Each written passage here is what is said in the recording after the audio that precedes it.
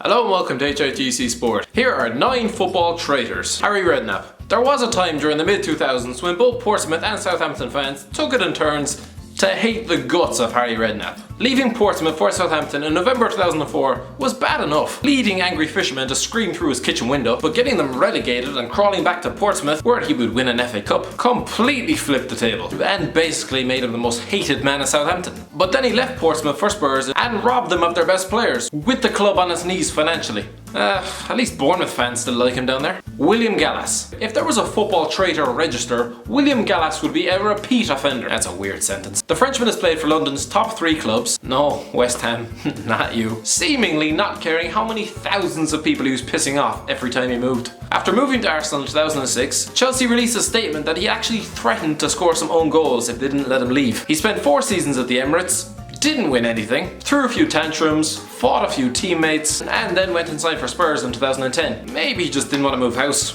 or he just doesn't give a Michael Owen. If you could pinpoint the exact moment where Michael Owen's career took a turn for the worse and actually slid into desperation, where would it be? Probably when he had to be offered to half the Premier League following Newcastle's relegation via a 34-page homemade brochure in which he was described as good-looking and charismatic. This from a man who was the Ballon d'Or winner 9 years earlier. Anyway, after spending every summer of his life trying to desperately claw his way back to Anfield, after realising he'd made the biggest mistake of his life, he signed for Man United instead on a free transfer. Which is basically like getting knocked back by your ex and marrying her sister instead. More successful sister.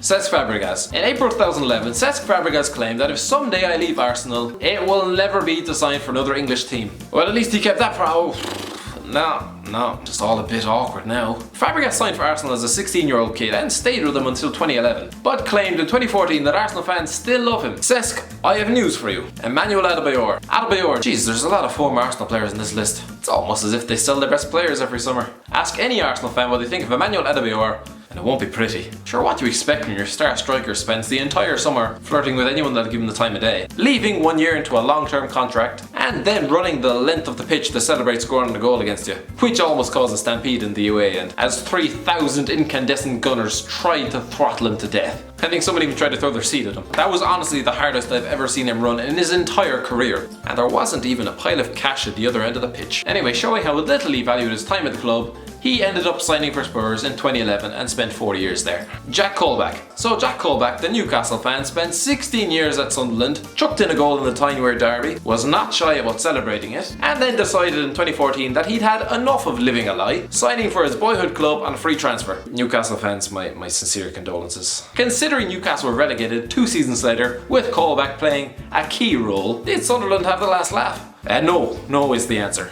because they'd just been relegated themselves. Sol Campbell. What about your situation, Sol? Will you be staying at Tottenham? I'm staying. Yeah, do you want to have another go at that there, Sol? When you think of football trader, you think of Sol Campbell. He came through the ranks at Spurs, captained them to a League Cup trophy, broke into the England team while at White Hart Lane, and repeatedly reassured everybody that he was going to stay, before turning down the most lucrative contract offer in the club's history to move down Seven Sisters Road on a free transfer. Campbell's decision to move to the enemy was vindicated, but it came at a price. Namely that he probably got abused on average 3 times a day while he was living in North London. But hey, at least he didn't have to play with Gary Doherty anymore, so there is that. Fabian Delph.